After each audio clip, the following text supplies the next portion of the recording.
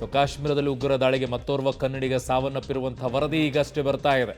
ಹಾವೇರಿ ಮೂಲದ ಭರತ್ ಭೂಷಣ್ ಅಂತೆ, ಅವರು ಕೂಡ ಸಾವನ್ನಪ್ಪಿದ್ದಾರೆ. ಮಾಜಿ ಸ್ಪೀಕರ್ ಕೋಳಿವಾಡ ಸಂಬಂಧಿ ಭರತ್ ಭೂಷಣ್ ಸಾವನ್ನಪ್ಪಿದ್ದಾರೆ. ಪಹಲ್ಗಾಮ್ ಪ್ರವಾಸಕ್ಕೆ ತೆರಳಿದಂಥ ಭರತ್ ಭೂಷಣ್. ಇನ್ನೂ ಯಾರ್ಯಾರು ಸಾವನ್ನಪ್ಪಿದ್ದಾರೋ, ಎಷ್ಟು ಜನ ಇದ್ದಾರೋ, ಬಹಳ ಒಂದು ರೀತಿಯಾಗಿ ಸಂಕಟವನ್ನು ಉಂಟು ಮಾಡ್ತಾ ಇದೆ ಈ ಸುದ್ದಿ. ಹಾವೇರಿಯ ರಾಣೆಬೆನ್ನೂರು ನಿವಾಸಿ ಭರತ್ ಸಾವನ್ನಪ್ಪಿರುವಂಥದ್ದು.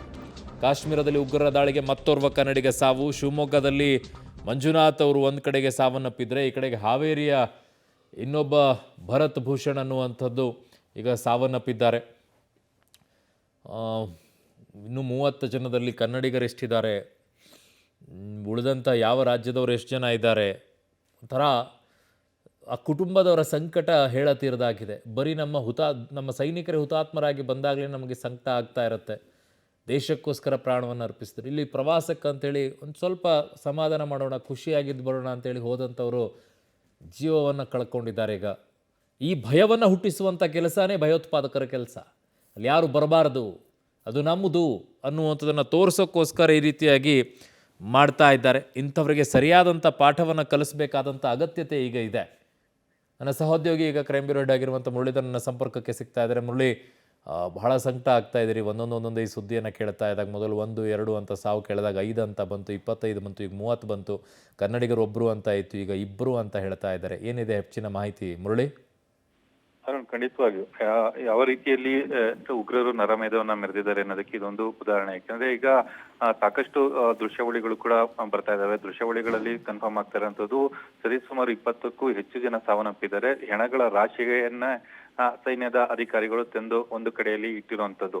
ಜೊತೆಗೆ ಈಗ ಇನ್ನೊಂದು ಆಘಾತಕಾರಿ ಸುದ್ದಿ ಏನಂದ್ರೆ, ನಮಗೆ ಸಂಜೆ ಒಂದು 5:30 ಸಂದರ್ಭದಲ್ಲಿ ಶಿವಮೊಗ್ಗದ ಮೂಲದ ಒಬ್ಬ ವ್ಯಕ್ತಿ ಮಂಜುನಾಥ್ ರಾವ್ ಅವರನ್ನ ಹತ್ಯೆ ಮಾಡಿದ್ರು ಅನ್ನೋದ್ರ ಬಗ್ಗೆ ಒಂದು ಕನ್ಫರ್ಮೇಶನ್ ಕೂಡ ಸಿಕ್ಕಿತ್ತು. ಜೊತೆಗೆ ಅವರ ಪತ್ನಿ ಪಲ್ಲವಿ ಅವರು ಕೂಡ ಅದನ್ನ ಸ್ಪಷ್ಟನೆ ಕೊಟ್ಟಿದ್ರು. ಅಂದ್ರೆ ಉಗ್ರರು ದಾಳಿ ಮಾಡಿದಂತ ಸಂದರ್ಭದಲ್ಲಿ ಹಣೆಗೆ ಗುಂಡಿಟ್ಟಿ ಕೊಲೆಯನ್ನ ಮಾಡಿದ್ದಾರೆ ಅನ್ನೋದ್ರ ಬಗ್ಗೆ ಸ್ಪಷ್ಟನೆ ಕೊಟ್ಟಿದ್ರು. ಆದ್ರೆ ಮತ್ತೊಬ್ಬರು ಸಾವನ್ನಪ್ಪಿದ್ದಾರೆ ಅನ್ನೋದ್ರ ಬಗ್ಗೆ ಯಾವುದೇ ರೀತಿಯ ಸ್ಪಷ್ಟನೆಗಳು ಸಿಗ್ತಾ ಇರ್ಲಿಲ್ಲ. ಯಾಕಂದ್ರೆ ತೇಜಸ್ವಿ ಸೂರ್ಯ ಅವರು ಹೇಳಿದಂತ ಸಂದರ್ಭದಲ್ಲೂ ಕೂಡ ಅದನ್ನೇ ಹೇಳ್ತಾ ಇದ್ರು, ಮತ್ತೊಬ್ರು ಸಾವನ್ನಪ್ಪಿದ್ದಾರೆ ಅನ್ನೋದ್ರ ಬಗ್ಗೆ ಹೇಳ್ತಾ ಇದ್ದಾರೆ. ಆದ್ರೆ ಅವರ ಹೆಸರು ಸರಿಯಾಗಿ ಗೊತ್ತಾಗ್ತಾ ಇಲ್ಲ ಅನ್ನೋದ್ರ ಬಗ್ಗೆ ಒಂದನ್ನೇ ಹೇಳಿದ್ರು. ಈಗ ಒಂದಷ್ಟು ಮಾಹಿತಿಗಳ ಪ್ರಕಾರ ಭರತ್ ಭೂಷಣ್ ಅಂತ ಹೇಳಿ ಅವರು ಸಾವು ಸಂಭವಿಸಿದೆ ಅನ್ನೋದ್ರ ಬಗ್ಗೆ ಈಗ ಮಾಹಿತಿಗಳು ಬರ್ತಾ ಇದೆ. ಒಬ್ಬರು ರಾಜಕೀಯ ವ್ಯಕ್ತಿಯ ಸಂಬಂಧಿ ಅನ್ನೋದ್ರ ಬಗ್ಗೆನೂ ಕೂಡ ಮಾಹಿತಿಗಳು ಬರ್ತಾ ಇರೋಂಥದ್ದು. ಇನ್ನಷ್ಟೇ ಅಧಿಕೃತವಾಗಿ ಅದು ಕನ್ಫರ್ಮೇಶನ್ ಆಗ್ಬೇಕಿರೋಂಥದ್ದು. ಆ ಮೂಲಗಳ ಪ್ರಕಾರ ಅವರ ಸಾವು ಕೂಡ ಸಂಭವಿಸಿದೆ. ಜೊತೆಗೆ ಇನ್ನಿಬ್ಬರು ಕನ್ನಡಿಗರು ತೀವ್ರವಾಗಿ ಇಂಜುರಿಯನ್ನ ಆಗಿದ್ದಾರೆ, ಗಾಯಾಳುಗಳಾಗಿದ್ದಾರೆ. ಅವರಿಗೆ ಸ್ಥಳೀಯ ಆಸ್ಪತ್ರೆಯಲ್ಲಿ ಚಿಕಿತ್ಸೆನ ಕೊಡಲಾಗ್ತಾ ಇದೆ ಅನ್ನೋದ್ರ ಬಗ್ಗೆ ಕೂಡ ಮಾಹಿತಿಗಳು ಸಿಗ್ತಾ ಇರೋಂಥದ್ದು. ಅರುಣ್, ಓಕೆ, 30 ಜನ ಒಟ್ಟು ಸಾವನ್ನಪ್ಪಿರುವಂತಹ ಸಂಖ್ಯೆ ಇದೆ ಅಲ್ಲ ಮುರಳಿ, ನಮಗೆ ಮತ್ತೆ ಒಂದಿಷ್ಟು ಬ್ಯಾಡ್ ನ್ಯೂಸ್ ಬಂದ್ಬಿಡುತ್ತಾ ಅಂತ, ಅದರಲ್ಲಿ ಮತ್ತೆ ಕನ್ನಡಿಗರು ಏನಾದರೂ ಇದ್ದಾರಾ ಅಂತ ಹೇಳಿ? ಅರುಣ್, ಅಂದ್ರೆ ಪಲ್ಲವಿಯರು ಅಲ್ಲೇ ಸ್ಥಳದಲ್ಲಿದ್ದಂಥವ್ರು ಅವರು ಹೇಳ್ತಾ ಇದ್ರು, ಸರಿಸುಮಾರು 500ಕ್ಕೂ ಹೆಚ್ಚು ಜನ ಪ್ರವಾಸಿಗರಿದ್ವು. ಈ ಪ್ರವಾಸಿಗರು ಇದ್ದಕ್ಕಿದ್ದಂತೆ ಎಲ್ಲರನ್ನು ಕೂಡ ಗುಂಡಿಟ್ಟು ದಾಳಿಯನ್ನ ಮಾಡಕ್ಕೆ ಪ್ರಾರಂಭವನ್ನ ಮಾಡಿದ್ರು. ಆ ಸಂದರ್ಭದಲ್ಲಿ ಎಲ್ಲರೂ ಕೂಡ ಅಲ್ಲಿಂದ ಚಲಪಿಲಿಯಾಗಿ ಓಡುವಂತ ಕೆಲಸಗಳನ್ನ ಮಾಡಿದ್ರು ಅನ್ನೋದ್ರ ಬಗ್ಗೆ ಹೇಳ್ತಾ ಇದ್ದಾರೆ. ಆದ್ರೆ ಎಷ್ಟು ಜನ ಸಾವನ್ನಪ್ಪಿದ್ದಾರೆ ಏನು ಅನ್ನೋದ್ರ ಬಗ್ಗೆ ಇನ್ನೂ ಕೂಡ ಅಧಿಕೃತವಾಗಿ ಮಾಹಿತಿಗಳು ಸಿಗ್ತಾ ಇಲ್ಲ. ಜೊತೆಗೆ ಕನ್ನಡಿಗರು ಯಾರ್ಯಾರಿದ್ದಾರೆ ಏನು ಅನ್ನೋದ್ರ ಬಗ್ಗೆನೂ ಕೂಡ ಸ್ಪಷ್ಟವಾದ ಮಾಹಿತಿಗಳು ಸಿಗ್ತಾ ಇಲ್ಲ. ಸದ್ಯಕ್ಕೆ ಸಿಕ್ಕಿರೋಂತ ಮಾಹಿತಿ ಪ್ರಕಾರ 2 ಸಾವನ್ನಪ್ಪಿದ್ದಾರೆ. ಆ 2 ಸಾವನ್ನಪ್ಪಿರೋದ್ರಲ್ಲಿ ಮಂಜುನಾಥ್ ಅವರು ಮತ್ತು ಭರತ್ ಭೂಷಣ್ ಅವರು ಅನ್ನೋದ್ರ ಬಗ್ಗೆ ಕನ್ಫರ್ಮೇಶನ್ ಗಳು ಸಿಗ್ತಾ ಇದಾವೆ. ಆದ್ರೆ ಜೊತೆಗೆ ಇನ್ನೊಂದಷ್ಟು ಮಾಹಿತಿಗಳ ಪ್ರಕಾರ ಇನ್ನಿಬ್ಬರು ಗಂಭೀರವಾಗಿ ಗಾಯಗೊಂಡಿದ್ದಾರೆ. ಅವರ ಸಾವು ನೋವುಗಳ ಬಗ್ಗೆ ಸ್ಪಷ್ಟನೆಗಳು ಗೊತ್ತಿಲ್ಲ ಅನ್ನೋದ್ರ ಬಗ್ಗೆ ಹೇಳ್ತಾಗ್ತಾ ಇದಾರೆ. ಯಾಕಂದ್ರೆ ಎಲ್ಲರೂ ಕೂಡ ಅರ್ಜೆನ್ಸಿಯಲ್ಲಿ ಇದಾರೆ. ಯಾರನ್ನ ಎಲ್ಲಿ ಕನ್ಫರ್ಮೇಶನ್ ಅನ್ನ ಮಾಡ್ಕೊಳ್ಳೋದಿಕ್ಕೆ ಪ್ರಯತ್ನಗಳನ್ನ ಮಾಡ್ಲಿಕ್ಕೆ ಆಗ್ತಾ ಇಲ್ಲ. ಮತ್ತು ಸಂಬಂಧಿಕರನ್ನ ಏನು ಭೇಟಿಯನ್ನ ಮಾಡುವಂತದ್ದು ಇರ್ಬೋದು, ಅದರಿಂದ ಕನ್ಫರ್ಮೇಶನ್ ಅನ್ನ ಮಾಡ್ಕೊಳ್ಳುವಂತ ಇರ್ಬೋದು, ಅದ್ಯಾವುದು ಕೂಡ ಸದ್ಯಕ್ಕೆ ಸಾಧ್ಯ ಆಗ್ತಾ ಇಲ್ಲ.